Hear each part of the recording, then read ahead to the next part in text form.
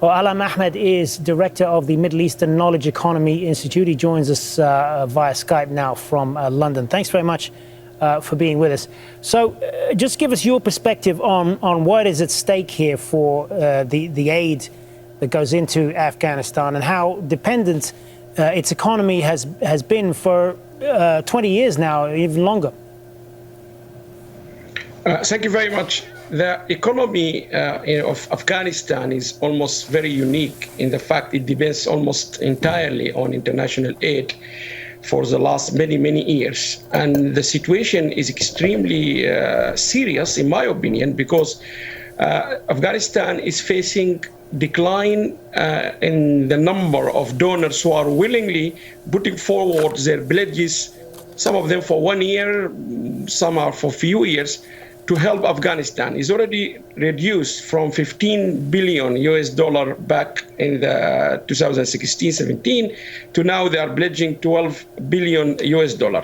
Number two, all countries, including the United States, are having a condition attached to their financial support or aid with anti-corruption strategies, peace talks, and how the government is going to control its fiscal policy and so on and so forth.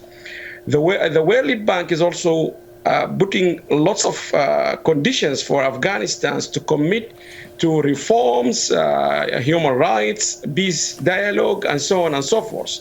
So the situation is very serious because you're talking about a country almost fully depending on aid, and this aid is now under serious situation of not continuing, or at least is being severely being reduced. What do you make of the fact that they are putting these conditions on further aid, like the US, for example? Some would say that they're essentially weaponizing aid and holding the country to ransom. What's your view on that?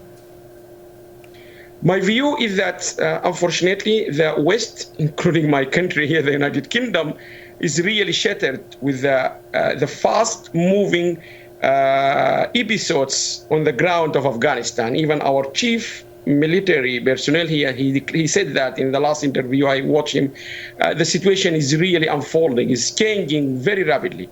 They don't know what to do. No one really can even forecast how the Taliban is going to react. No one really can forecast how the government is going to commit to all the conditions being put. So everyone is very just waiting, holding in waiting. The other issue is, I know this doesn't sound a nice line for the West, but the West is feeling being humiliated in Afghanistan.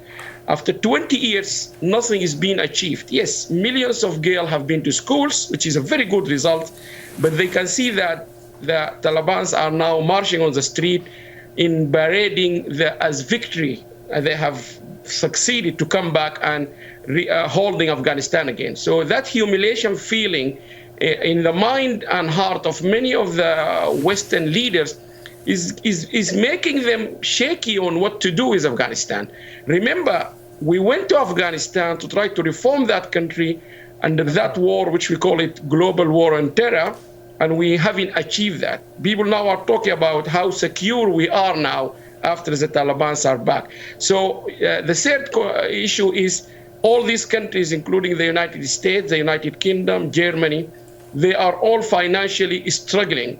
Just yesterday, our Prime Minister, Boris Johnson, announced one of the highest amount of taxes are going to be imposed on us. And even that was clear, if you like, going away from his manifesto. He said, yes, I did because of COVID.